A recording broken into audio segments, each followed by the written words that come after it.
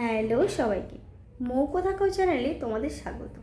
আজকে তোমাদের সাথে শেয়ার করব একটা ট্রাভেল ব্লগ। আসলে একটু ঘুরতে যাচ্ছি সবাই মিলে, তো সেটাই তোমাদের সাথে শেয়ার করব। হ্যাঁ, অবভিয়াস আমি একাই যাচ্ছি না, আমার সাথে অনেকে যাচ্ছে যারা পরে যোগ হবে। তো কারা যাচ্ছে সঙ্গে থাকো, ভিডিওটা দেখতে থাকো, আর ভালো লাগলে লাইক শেয়ার কমেন্ট তো করেই দেবে। চলো তাহলে যাওয়া যাক আর জার্নিটা শুরু করা যাক। আমরা একটা স্মল ট্রিপ প্ল্যান করি ও বন্দে ভারত এক্সপ্রেসে যাওয়ার কথা ভাবি। আসলে বন্দে ভারত এক্সপ্রেসে যাব আর তার অভিজ্ঞতা তোমাদের সাথে শেয়ার করবো না হয়? তো বন্দে ভারতে যে প্রথম আমরা উঠলাম সেটা আমরা কোনো দিনই ভুলবো না, কারণ আমাদের সাথে একটা ঘটনা হয়েছিল। সেটা তো পুরো ভিডিওটা দেখলেই বুঝতে পারবে, আর যেটা আমরা সত্যিই সারা জীবন ভুলবো না। ব্যাপারটা হলো যে এখানে দেখো ট্রেনটা অনেক আগেই লাইনে দিয়ে দিয়েছে, আর দেখতে পাচ্ছ 3:50 এই টাইমে আমাদের ট্রেনটা ছেড়ে দেবে।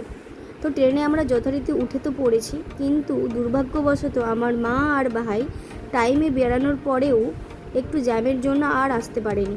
দরজাটা বন্ধ হবে এটাও বলে দিল। আমার মনটা তো খুবই খারাপ হলো।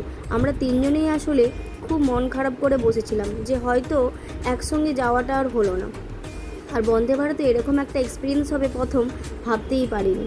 তারপর কিছুক্ষণ পর ওরা ফোন করে জানালো যে আমরা প্রথমের দিকে উঠে পড়েছি। দেখো আমি আর আমার ননদ মিলে ছুটে ওদের রিসিভ করতে গেলাম। আমাদের মুখের হাসিটা দেখছো? ফাইনালি ওদেরকে পেয়ে আমার তো রীতিমতো গায়ে কাঁটা দিচ্ছিল। হয়তো এই জার্নির এই ঘটনাটা আমরা কোনোদিনই ভুলবো না। যাই হোক, ট্রেনে উঠে পড়লাম, আর তারপরে দেখো যেদার সিট দেখে আমরা বসে পড়েছি। এবার ট্রেন সম্পর্কে কিছু কিছু জিনিস তো আমাদের সাথে শেয়ার করি। ট্রেনের দেখো সিটগুলো খুব ভালো, বাইরের ভিউটাও দেখা যাচ্ছে, আর বাইরে তখন খুব পরিমাণে বৃষ্টি হচ্ছিল, এই জন্যই হয়তো জ্যামটা আজকে প্রচুর। এখানে দেখো, এখানে এই টেবিলটা পেতে দিলাম, আর এটার উপর জিনিস রাখা যাবে, আর ওই যে খাবার দাবারগুলো প্রোভাইড করবে সাধারণত সেটা খাওয়ার জন্যই টেবিলটা। আর এখানে দেখাচ্ছিলো এই দেখো চার্জ দিতে পারবে ফোনে, এখানে বোতল রাখা যাবে, পা দিয়ে রাখবে, আর স্পেসটা না অনেকটাই ছিল, মানে তুমি কমফোর্টেবলি বসতেই পারবে। তো কিছুক্ষণ বসার 5-10 মিনিট পর ওনারা আমাদেরকে প্রথমে জল দিয়ে গেলেন 1 বোতল করে। তারপর একটু জল খেয়ে নিজেদের মতো করে গল্প করছিলাম, আর এই জিনিসটা নিয়ে হাসাহাসি গল্প হচ্ছিল যে ফাইনালি আমরা একসাথে যেতে পারছি। দেখো ট্রেনটা ছেড়ে দিল। হ্যাঁ, ট্রেনটা এতটাই দ্রুতগতিতে যাচ্ছিল, কিন্তু দ্রুতগতিটা মনেই হচ্ছিল না।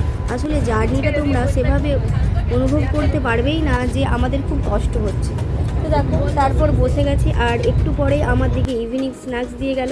আসলে আমাদের শর্ট জার্নি তো, আমরা ওই 3টে থেকে 7টার মধ্যে নেমে যাব। তো চা আর এই স্ন্যাক্স দিয়েছিল। স্ন্যাক্সে কী কী দিয়েছে তাহলে তোমাদের বলি। দেখো একটা ভুজিয়া দিয়েছে, তারপর একটা জুস দিয়েছে, আর একটা কচুরি আর চা। আর প্রত্যেকটা জিনিস এই যে দেখাচ্ছিলাম আমি কি কি দিয়েছে, আর খেয়েও ছিলাম, আর খুব ভালোই ছিল, খুব একটা খারাপ বলবো না। তো বন্দে ভারতের খাবার দাবার নিয়ে এত ভিডিও দেখেছি করেছি, তো আমার তো বেশ ভালো লেগেছে। আর কচুরিটা বেশ গরম গরম ছিল। আমি তো সাধারণ কচুরি খাইনি, তো আমার হাজব্যান্ড অনেক জায়গায় কচুরি খেয়েছে, বললো না এখানের কচুরিটা আলাদাই খেতে। তো আমি একটু দেখো সস নিয়ে খাচ্ছিলাম।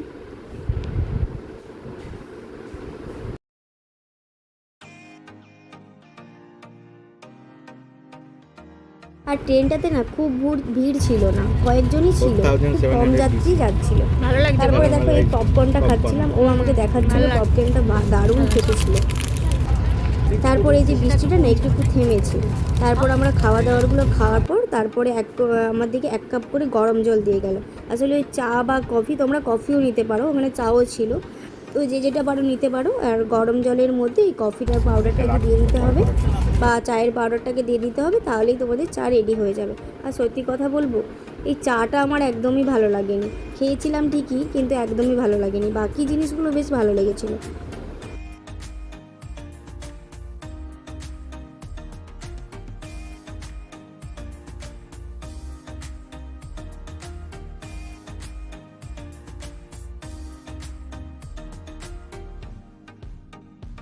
আর চা খেতে খেতে বাইরের ভিউটা দেখছিলাম, কি সুন্দর দেখো বৃষ্টির পর, আর উঁকি মেরে সূর্যমামা দেখা যাচ্ছে, আর এই যে দেখো সবুজ সবুজ মাঠের মধ্যে দিয়ে দারুণ লাগছিল দেখতে।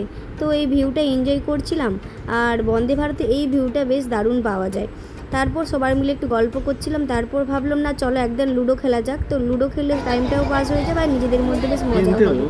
তো শেষ বেশ দেখো বেশ কমফোর্টেবলি পৌঁছে গেলাম আমাদের স্টেশনে। আর এখানে দেখো গেটের সামনে সবাই চলে গেছে। আসলে যারা এখনও বন্দে ভারতে উঠবে ভাবছো তারা কিন্তু উঠতে পারো, আমি রেকমেন্ড করব যেতে পারো। আর আর যারা আগে উঠেছে তারা তো লেট করতেই পারবে সব কিছুর সামনে। দেখো পৌঁছে গেলাম, আর একটু জার্নি মনে হলো না। আর তারপরেই নেমে গেলাম আমাদের স্টেশনে। আসলে আমরা যাচ্ছিলাম দ্বাদশ জ্যোতির্লিঙ্গের মধ্যে একটা জ্যোতির্লিঙ্গে, আর যেটা আছে ঝাড়খণ্ডে। তার জন্য আমাদের নেমে পড়তে হবে জাসিডি স্টেশনে। তো ওটাই নেমে গেলাম, আর ওখানে গিয়ে বাকি কি করলাম সেটাতে তোমাদের সাথে পরের পার্টে শেয়ার করছি। এই ভিডিওটা এখানেই শেষ করলাম। বন্দে ভারতের এক্সপিরিয়েন্সটা তোমাদের সাথে শেয়ার করলাম। তোমাদের কেমন লাগলো সেটা কিন্তু কমেন্টে জানিয়ে দিও, আর ভালো লাগলে লাইকও করে দিও। আর সাবস্ক্রাইব যারা নতুন দেখছো তারা অবশ্যই সাবস্ক্রাইব করো। চলো দেখা হচ্ছে আবার একটা নতুন ব্লগে। টাটা।